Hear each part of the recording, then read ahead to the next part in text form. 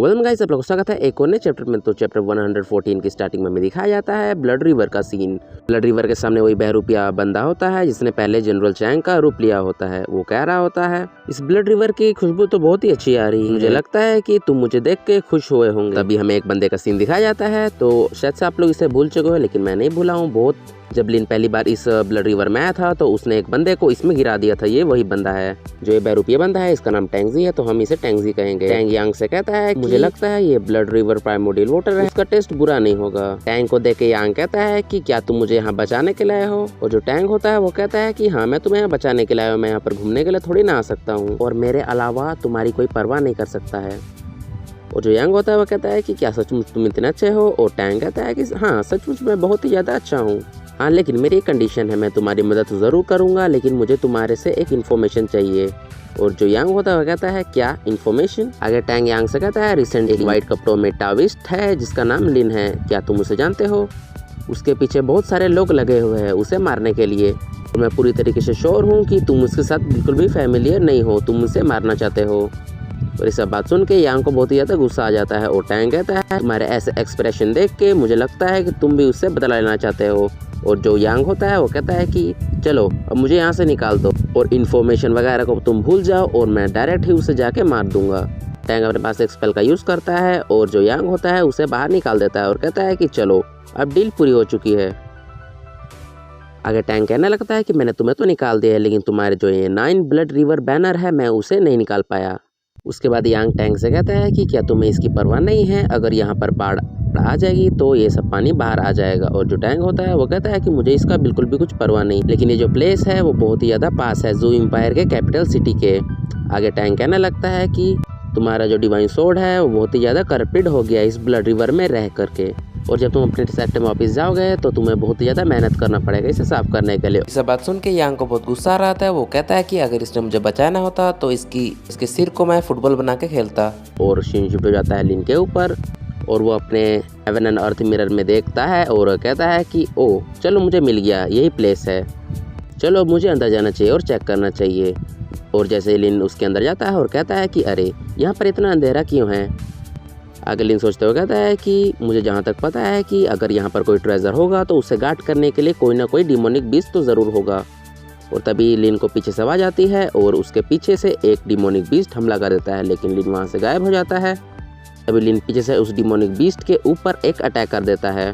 लिन उस demonic beast को देख के कहता है कि ये तो सिर्फ एक फाउंडेशन एस्टेब्लिशमेंट एज में है, और मुझे बिल्कुल भी पता नहीं था कि इस ट्रेजर को गार्ड करने वाला बीस्ट इतना ज्यादा कमजोर होगा।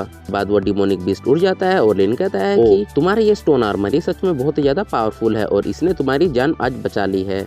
उसके बाद वो बीस्ट लिन के ऊपर हमला कर देता है। ये सब देख के तुम्हारा दिमाग नहीं खुला क्या? तुम अब फिर भी मुझसे लड़ना चाहोगे? और उसके बाद लिन उस डिमोनिक बीस्ट के ऊपर एक अटैक कर देता है और उसे 2 टुकड़ों में बांट देता है। उसके बाद लिन कहने लगता है कि अरे ये बेकार सा बंदर, चलो अब मुझे अंदर जाके देखना चाहिए। और तभी हमें दिखाया जाता है एक लड़की ये सब देख रही होती है, और उसके बाद वो लड़की उस बीस्ट के पास आती है और उसे मार के उसके अंदर से एक येलो कलर का क्रिस्टल निकाल लेती है। आगे वो लड़की कहने लगती है कि वो बंदा कौन था, उसने इतने ईजिली इस वुटू स्टोन एप को मार दिया। आगे वो लड़की कहती है कि मुझे कितना अच्छा चीज मिल चुका है, और उसका जो पेट होता है वो कहता है फैंगलिन, तुम हमेशा से ही ऐसी हो। आगे फैंगलिन कहने लगती है कि कितना मज़ा आता है जब हमारे हाथों में एक बहुत ही अच्छी चीज़ होती है, और हमें दिखाया जाए उसके पीछे 2 लोग होते हैं। आगे वो लोग कहते हैं छोटी बच्ची ये ऐसी कोई चीज़ नहीं जिसे तुम बेच सको। वो लोग उस चीज़ को फैंगलिन के हाथों से छीन लेते हैं, और हमें दिखाया जाता है उसके पीछे 2 बंदे होते हैं। वो दोनों बंदे एलियो सेक्ट से होते हैं। फर्स्ट का नाम होता है जैंग सैन और दूसरे का नाम होता है जैंग लिन। जैंग सैंग फैंगलिन से कहता है कि अब ये तुम्हारा नहीं है, अब ये हमारा है। और उन दोनों को देख के फैंगलिन कहती है कि अरे तुम लोग तो एलियो सेक्ट के डिसाइपल हो।